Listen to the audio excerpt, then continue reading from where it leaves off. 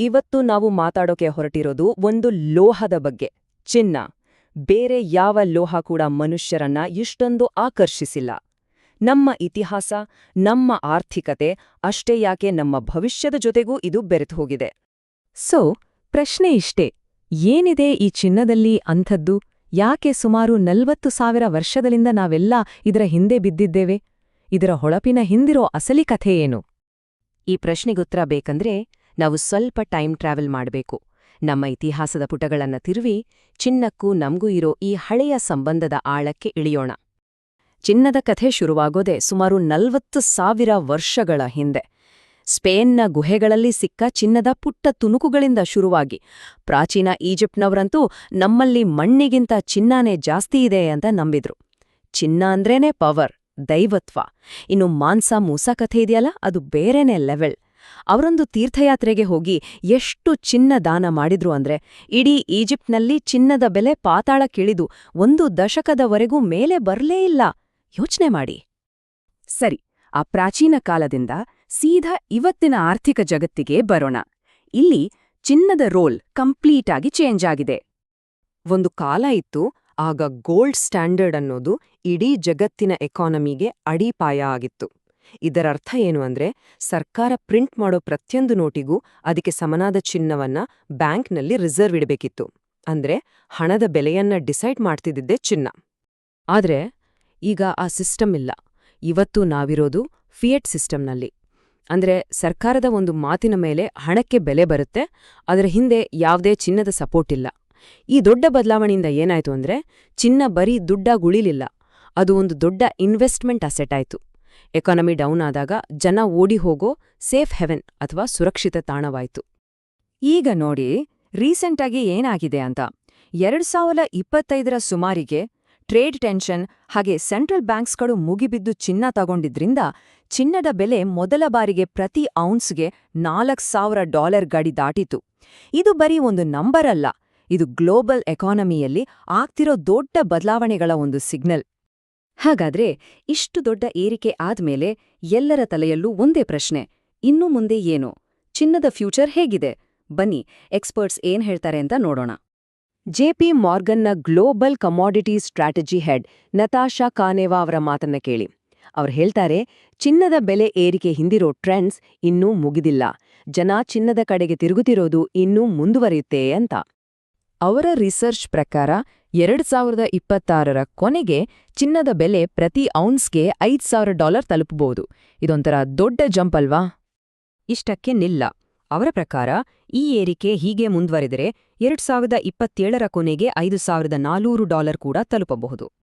ಇನ್ನು ಒಂದು ವೇಳೆ ಜಗತ್ತಿನ ದೊಡ್ಡ ದೊಡ್ಡ ಇನ್ವೆಸ್ಟರ್ಸ್ ತಮ್ಮ ಸಂಪತ್ತಿನ ಒಂದು ಸಣ್ಣ % ಅಷ್ಟೇ ಚಿನ್ನದ ಮೇಲೆ ಹಾಕಿದ್ರೆ ಏನಾಗಬಹುದು? ಆಗ ಬೆಲೆ $6,000 ಮುಟ್ಟಿದ್ರೂ ಆಶ್ಚರ್ಯ ಇಲ್ಲ.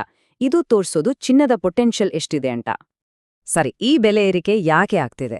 ಮುಖ್ಯ ಕಾರಣ ಇಲ್ಲಿದೆ. ಜಗತ್ತಿನ ಸೆಂಟ್ರಲ್ ಬ್ಯಾಂಕ್ಗಳು ಅವರು ರೆಕಾರ್ಡ್ ಮಟ್ಟದಲ್ಲಿ ಚಿನ್ನ ಖರೀದಿ ಮಾಡ್ತಿದ್ದಾರೆ. ನೋಡಿ, 2022ಕ್ಕಿಂತ ಮುಂಚೆ ವರ್ಷಕ್ಕೆ ಸರಾಸರಿ 450 ಟನ್ ಖರೀದಿ ಮಾಡ್ತಿದ್ರು. ಆದ್ರೆ ಇತ್ತೀಚೆಗೆ ಅದು 1,000 ಟನ್ ದಾಟಿದೆ. ಯಾಕಂದ್ರೆ ಅವರೆಲ್ಲ ಡಾಲರ್ ಮೇಲಿನ ಅವಲಂಬನೆಯನ್ನ ಕಡಿಮೆ ಮಾಡಿ ತಮ್ಮ ರಿಸರ್ವ್ ಫಂಡ್ಗಳನ್ನ ಸೇಫ್ ಮಾಡ್ಕೋತಿದ್ದಾರೆ. ಇದಕ್ಕೆ ಇನ್ನೊಂದು ಸಪೋರ್ಟ್ ಅಂದ್ರೆ JP ಮಾರ್ಗನ್ನ ಗ್ರೆಗರಿ ಶಿಯರರ್ ಮಾತು. ಅವರು ಹೇಳ್ತಾರೆ, ಚಿನ್ನದ ಬೆಲೆ ಎಷ್ಟೇ ಜಾಸ್ತಿಯಾಗ್ಲಿ ಸೆಂಟ್ರಲ್ ಬ್ಯಾಂಕ್ಗಳ ಮಾತ್ರ ಖರೀದಿ ಮಾಡೋದನ್ನ ನಿಲ್ಲಿಸ್ತಿಲ್ಲ ಅಂತ. ಇದು ಮಾರ್ಕೆಟ್ಗೆ ಒಂದು ರೀತಿ ಧೈರ್ಯ ತುಂಬಿದೆ. ಚಿನ್ನ ಅಂದ್ರೆ ಬರೀ ಆಭರಣ, ಕಾಸು ಅಂತ ಅನ್ಕೊಂಡಿದ್ರೆ ತಪ್ಪು. ಇದರ ಕಥೆಯಲ್ಲಿ ಇನ್ನೊಂದು ಸರ್ಪ್ರೈಸಿಂಗ್ ಚಾಪ್ಟರ್ ಇದೆ, ಅದೇ ಟೆಕ್ನಾಲಜಿ. ಚಿನ್ನದ ಪ್ರಾಪರ್ಟೀಸ್, ಅದರ ಗುಣಗಳಿದೆಯಲ್ಲ, ಅವು ಸಖತ್ ಇಂಟ್ರೆಸ್ಟಿಂಗ್. ಇದು ಎಲೆಕ್ಟ್ರಿಸಿಟಿನ ಚೆನ್ನಾಗಿ ಪಾಸ್ ಮಾಡುತ್ತೆ, ಶಾಖವನ್ನೂ ಅಷ್ಟೇ. ಇದನ್ನ ಬೇಕಾದ ಹಾಗೆ ಬಡಿಬಹುದು, ಎಷ್ಟು ತೆಳ್ಳಗಿನ ಶೀಟ್ ಬೇಕಾದ್ರೂ ಮಾಡಬಹುದು, ಮತ್ತು ಇದು ಯಾವತ್ತೂ ಹಾಳಾಗಲ್ಲ, ತುಕ್ಕು ಹಿಡಿಯಲ್ಲ. ಇದೇ ಅದ್ಭುತ ಗುಣಗಳಿಂದಾಗಿ ಚಿನ್ನ ಏರೋಸ್ಪೇಸ್ ಇಂಡಸ್ಟ್ರಿಯಲ್ಲಿ, ಅದರಲ್ಲೂ ಸ್ಪೇಸ್ ಟೆಕ್ನಾಲಜಿಯಲ್ಲಿ ಯಾರೂ ರೀಪ್ಲೇಸ್ ಮಾಡೋಕೆ ಆಗದಂತಹ ಒಂದು ವಸ್ತುವಾಗಿದೆ. ನಾವು ನೋಡೋ ಸ್ಯಾಟಲೈಟ್ಗಳಲ್ಲಿ ಚಿನ್ನದ ಪಾತ್ರ ಎಷ್ಟು ಮುಖ್ಯ ಗೊತ್ತಾ? ಸ್ಯಾಟಲೈಟ್ ಮೇಲೆ ಚಿನ್ನದ ಒಂದು ತೆಳುವಾದ ಕೋಟಿಂಗ್ ಇರುತ್ತೆ. ಅದು ಸೂರ್ಯನ ರೇಡಿಯೇಷನ್ ಮತ್ತು ಅತೀ ಹೆಚ್ಚು ತಾಪಮಾನದಿಂದ ಒಳಗಿರೋ ಸೂಕ್ಷ್ಮ ಉಪಕರಣಗಳನ್ನ ಕಾಪಾಡುತ್ತೆ. ಎಲೆಕ್ಟ್ರಿಕಲ್ ಕಾಂಪೋನೆಂಟ್ಸ್ ತುಕ್ಕು ಹಿಡಿದ ಹಾಗೆ ನೋಡ್ಕೊಡುತ್ತೆ. ಅಂದ್ರೆ ನಾವು ಬಳಸೋ GPS ಇರ್ಬೋದು, ಕಮ್ಯುನಿಕೇಷನ್ ಇರ್ಬೋದು, ಎಲ್ಲದರ ಹಿಂದೆ ಚಿನ್ನ ತೆರೆಮರೆಯಲ್ಲಿ ಕೆಲಸ ಮಾಡ್ತಿದೆ. ಸರಿ, ನಾವು ಚಿನ್ನದ ಬೆಲೆ ನೋಡಿದ್ವಿ, ಅದರ ಟೆಕ್ನಾಲಜಿ ಬಗ್ಗೆನೂ ಮಾತಾಡಿದ್ವಿ. ಆದ್ರೆ ಈ ಕತೆಗೆ ಇನ್ನೊಂದು ಡಾರ್ಕ್ ಸೈಡ್ ಇದೆ, ಒಂದು ನೈತಿಕ ಪ್ರಶ್ನೆ. ಚಿನ್ನವನ್ನ ಭೂಮಿಯಿಂದ ತೆಗೆಯಕ್ಕೆ ನಾವು ಕೊಡ್ತಿರೋ ನಿಜವಾದ ಬೆಲೆ ಏನು? ಫೆರೆವರ್ನ ಸಿಇಒ ಡಿಸೈರಿ ಬಿಂಟನ್ಯಾಗಿಲ್ ಅವರ ಈ ಮಾತು ಕೇಳಿದ್ರೆ ಅರ್ಥ ಆಗತ್ತೆ. ಅವ್ರು ಹೇಳ್ತಾರೆ, ಪ್ರತಿ ಚಿನ್ನದ ಬಿಸ್ಕೆಟ್ಗೂ 2 ಬೆಲೆ ಇರತ್ತೆ. ಒಂದು ನಾವು ಮಾರ್ಕೆಟ್ನಲ್ಲಿ ನೋಡೋ ಬೆಲೆ, ಇನ್ನೊಂದು ಆ ಗಣಿಗಾರಿಕೆ ನಡೆಯೋ ಜಾಗದ ಜನ, ಪರಿಸರ ಕೊಡುವ ಗುಪ್ತ ಬೆಲೆ ಅಂತ.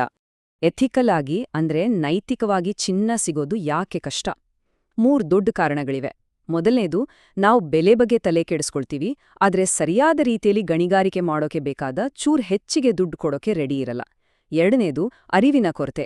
ಗಣಿಗಾರಿಕೆಯಲ್ಲಿ ಪಾದರಸದಂತಹ ಡೇಂಜರಸ್ ಕೆಮಿಕಲ್ ಬಳಸ್ತಾರೆ ಅನ್ನೋದು ಎಷ್ಟೋ ಜನಕ್ಕೆ ಗೊತ್ತೇ ಇಲ್ಲ. ಮೂರನೇದು, ರೀಸೈಕಲ್ಡ್ ಗೋಲ್ಡ್ ಬಗ್ಗೆ ಇರೋ ತಪ್ಪು ಕಲ್ಪನೆ. ಹಳೆ ಚಿನ್ನವನ್ನೇ ಬಳಸಿದ್ರೆ ಸರಿ ಹೋಗುತ್ತೆ ಅನ್ಕೋತೀವಿ, ಆದ್ರೆ ಈ ಸಣ್ಣ ಗಣಿಗಾರಿಕೆಯನ್ನೇ ನಂಬಿ ಬದುಕೋ ಕೋಟಿಗಟ್ಲೆ ಜನರ ಹೊಟ್ಟೆ ಮೇಲೆ ಹೊಡೆದಾಗುತ್ತೆ. ಆದ್ರೆ ಎಲ್ಲವೂ ಕತ್ತಲಲ್ಲ, ಬದಲಾವಣೆ ಸಾಧ್ಯ ಅನ್ನೋದಕ್ಕೆ ಇಲ್ಲೊಂದು ಸಕ್ಸೆಸ್ ಸ್ಟೋರಿ ಇದೆ. ಕೊಲಂಬಿಯಾದ ಇಕ್ವೀರಾ ಅನ್ನೋ ಜಾಗದಲ್ಲಿ ಒಂದು ಸಹಕಾರ ಸಂಘ ಫೇರ್ ಮೈಂಡ್ ಸರ್ಟಿಫಿಕೇಶನ್ ತಗೊಂಡು ಅದರಿಂದ ಬಂದ ಪ್ರೀಮಿಯಂ ಹಣದಲ್ಲಿ ಒಂದು ಹೆಲ್ತ್ ಕ್ಲಿನಿಕ್ ಕಟ್ಟಿದ್ರು, ಪಾದರಸ ಬಳಸೋದನ್ನೇ ನಿಲ್ಸಿದ್ರು. ಆ್ಯಂಡ್ ಗೆಸ್ ವಾಟ್, ಇವತ್ತು ಅವರ ಚಿನ್ನದಿಂದಲೇ ನೊಬೆಲ್ ಶಾಂತಿ ಪ್ರಶಸ್ತಿ ಪದಕಗಳನ್ನ ಮಾಡಲಾಗುತ್ತೆ. ಇದು ತೋರ್ಸುತ್ತೆ, ಸಣ್ಣ ಗಣಿಗಾರರು ಕೂಡ ಎಥಿಕಲ್ ಆಗಿ ಜಗತ್ತಿನ ಗಮನ ಸೆಳೆಯಬಹುದು ಅಂತ. ಹಾಗಾದ್ರೆ ಕೊನೆಗೆ ನಾವು ಈ ಪ್ರಶ್ನೆ ಜೊತೆ ನಿಲ್ಲೋಣ. ಚಿನ್ನದ ಬೆಲೆ ಆಕಾಶಕ್ಕೆ ಮುಟ್ಟುತ್ತಿದೆ, ಅದರ ಟೆಕ್ನಾಲಜಿ ಭವಿಷ್ಯವನ್ನೇ ರೂಪಿಸ್ತಿದೆ. ಆದ್ರೆ ಭೂಮಿ ಮೇಲೆ ನಮ್ಗೆ ಅದರ ನಿಜವಾದ ಮೌಲ್ಯವಾದ್ರೂ ಏನು?